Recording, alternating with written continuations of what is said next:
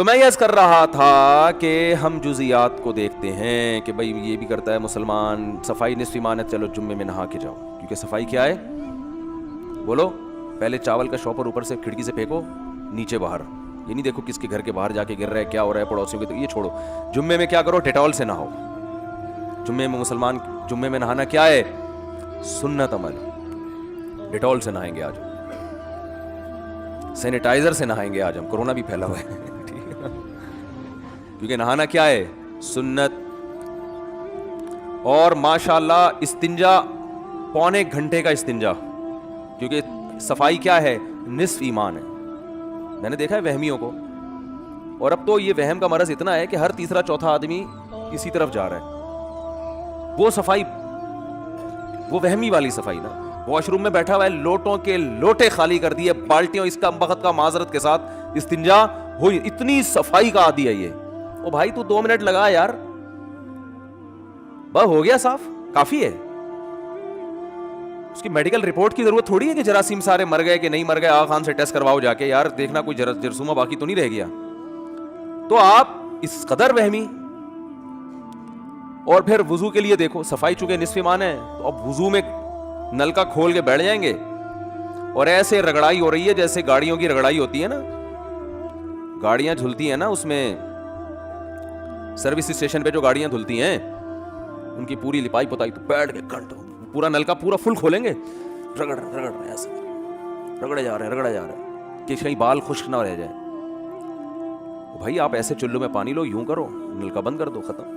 3 دفعہ پانی لو، ہو جاتا ہے، بس اتنی کافی ہے صفائی. باقی دوسری صفائی کو فوکس کرو بھائی.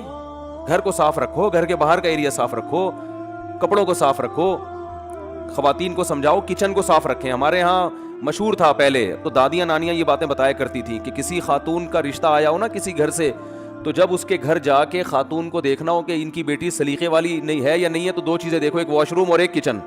2 منٹ میں دودھ کا دودھ، پانی کا پانی، اچانک چھاپا مارو.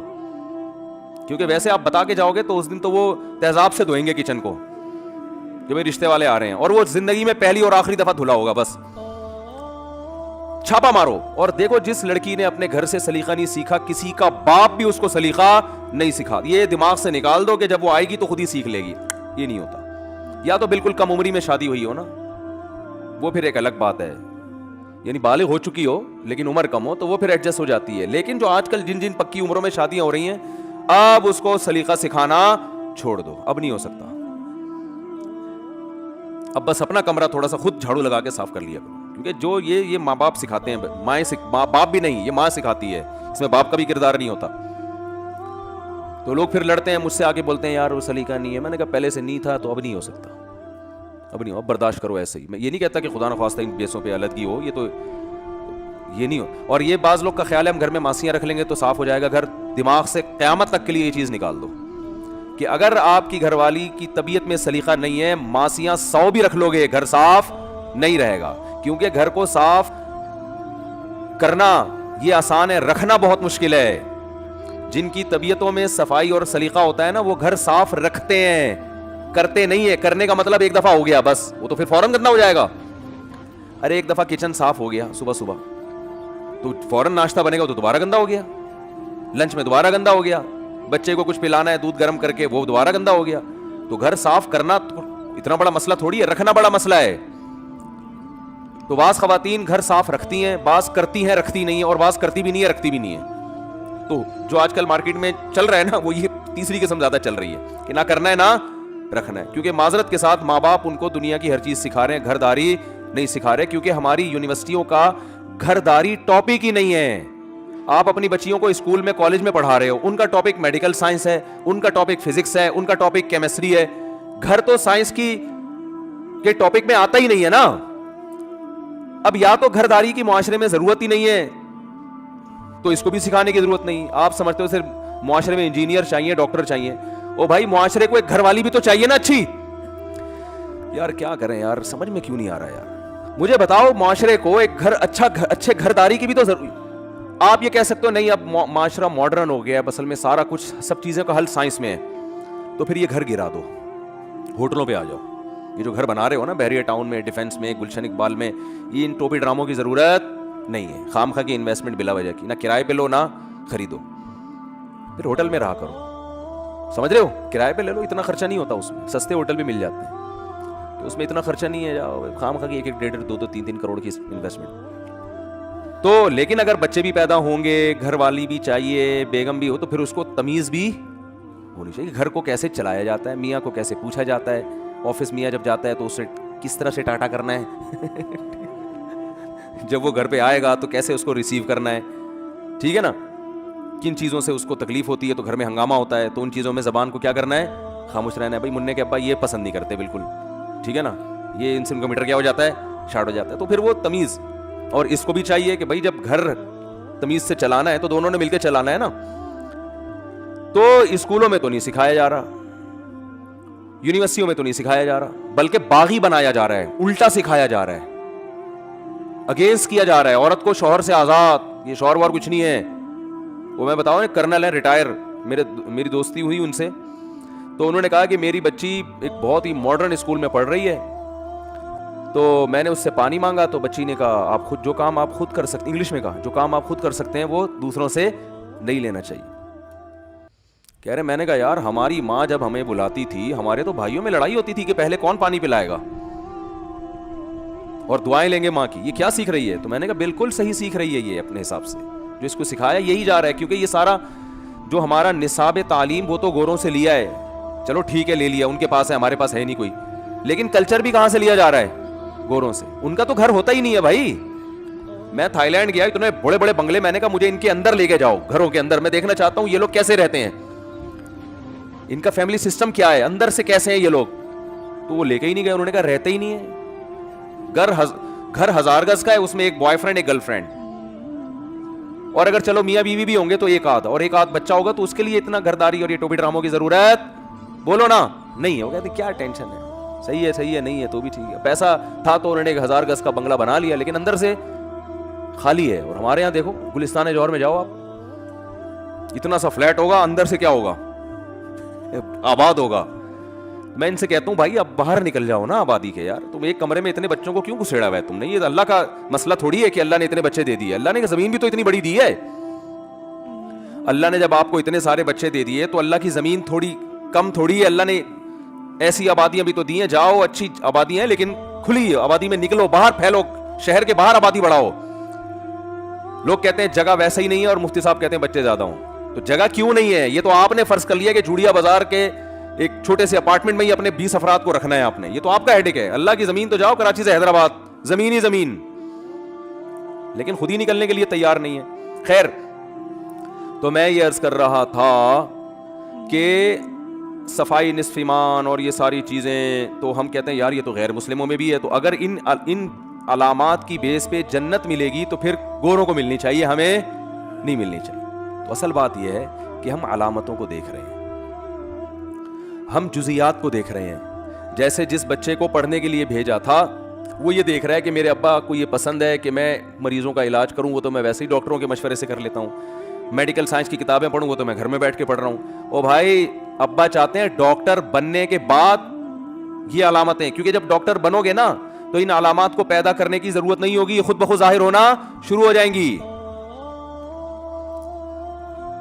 देखो किसी को बुखार है, गला खराब होता है तो बुखार हो जाता है, तो बुखार एक अलामत है, ये पैदा नहीं किया इसने।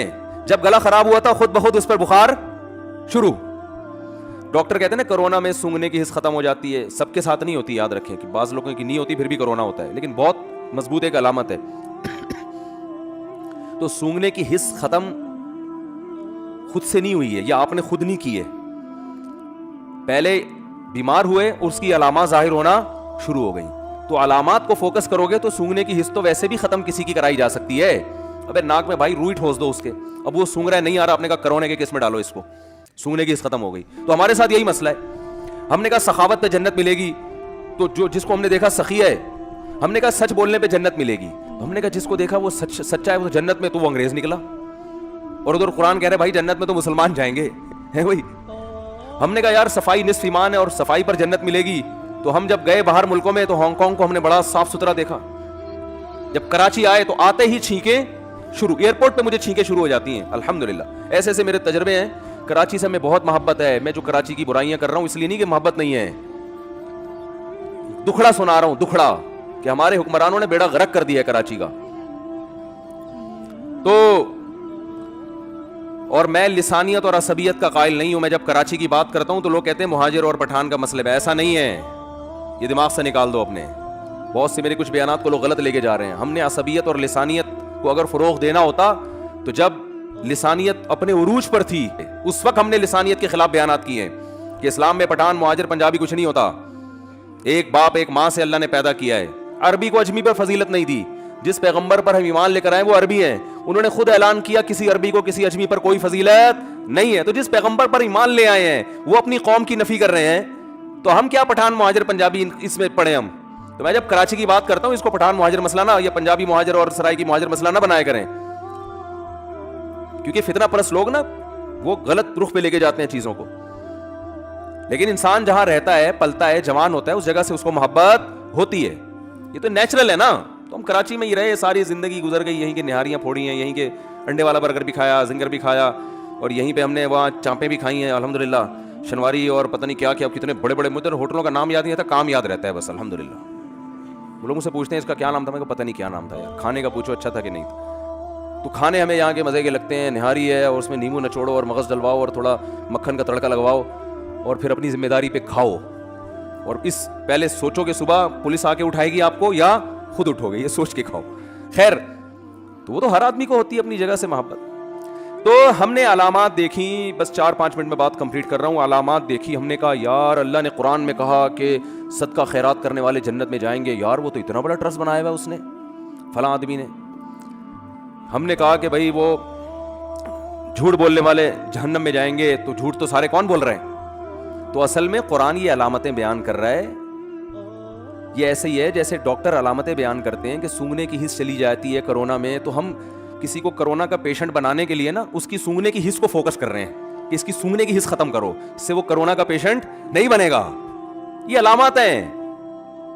तो अल्लाह चाहते हैं आप में कुछ अंदर से ऐसी तब्दीली हो जिसकी वजह से आप, जब ये तब्दीली अंदर से चेंजिंग आएगी तो खुद ब खुद ये चीजें जाहिर होना शुरू हो जाएंगी। वो अंदर से चेंजिंग क्या है, वो बड़ी खानदानी है। वो अल्लाह करे किसी तरह खोपड़ी में उतर जाए। वो चेंजिंग ये है जो मैं बार बार कहता रहता हूँ, वमल हयातुद दुनिया इल्ला मताउल गुरूर। ये धोखे का घर है, मुसाफिर खाना है, दिल लगाने की जगह नहीं है। इससे मोहब्बत मत करो। जब दुनिया से मोहब्बत नहीं करोगे तो फिर तो जब आखिरत से मोहब्बत शुरू कर दोगे फिर तो सारे काम आखिरत के लिए होंगे ना। सखावत खुद ब खुद होगी। झूठ से खुद ब खुद बचेगा। उसको पता है झूठ बोलने से दुनिया में कामयाबी मिलती है, आखिरत में अल्लाह की नजर में इंसान बहुत ज्यादा गिर जाता है, अल्लाह की नजर में उसका मकाम खत्म हो जाता है। हमारे नबी एग्रीमेंट पूरा कर रहे हैं, अपने साथी को गैर मुस्लिमों के हवाले कर रहे हैं, और मैं एग्रीमेंट तोड़कर दूसरे का पैसा ले लूं, ये कैसे? मैं पैगंबर को क़यामत के दिन मुंह कैसे दिखाऊंगा? मैंने मुआहिदा किया था कि इतने लाख रुपए मैं फला तारीख तक पहुंचा दूंगा। कल क़यामत में जब नबी सल्लल्लाहु अलैहि वसल्लम हौज़े कौसर पे पानी पिलाएंगे तो कैसे सामना करूंगा? आप कहेंगे मैंने एग्रीमेंट किया था तो अपने साथी को गैर मुस्लिमों के हवाले कर दिया उनके रहम करम पे, और तूने एग्रीमेंट किया और दूसरे के करोड़ों रुपए तूने हथिया लिए। किस मुंह से आया तू हौज़े कौसर पे पानी पीने के लिए? लेकिन वही बात है ना, जब गैरत खत्म हो जाए तो ये सारी चीजें खुद ब खुद खत्म हो जाती हैं। तो जब आप, असल में मुसलमान अलामात को फोकस कर रहा है, वो अपने आप को अंदर से तब्दील करने के लिए तैयार नहीं है। वो दुनिया से दिल लगाना नहीं छोड़ता। वो कहते हैं ये दुनिया असल है भाई, यहां जिसने खा लिया पी लिया, हाँ ठीक है, थोड़ा बहुत नमाज रोजा भी चलता है यार, थोड़ा बहुत मदरसे में डब्बे में पैसे डाल दिए, थोड़ा किसी गरीब की मदद कर दी, चलता है थोड़ा बहुत। तो वो तो काफिर भी करते हैं ना। हो सकता है कब्र वब्र में थोड़ा बहुत काम आ जाए। जब वो अरबी ड्रामे देख सकते थे कि शायद इससे बख्शिश हो जाए, एक साहब से पूछा गया कि आप क्या करते हैं? उन्होंने कहा मैं अरबी ड्रामे देखता हूँ। क्यों भाई? कह रहे हो सकता है क़यामत के दिन इससे बख्शिश हो जाए मेरी।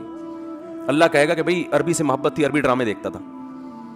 तो हमारा हिसाब किताब यही है कि यार थोड़ा सा यूं कर लेते हैं तो ड्रामा इंग्लिश में भी आता है, उर्दू में भी आता है, तो अरबी से मोहब्बत है तो ड्रामे चैनल कौन सा लगाया हुआ है? बोलो, अरबी।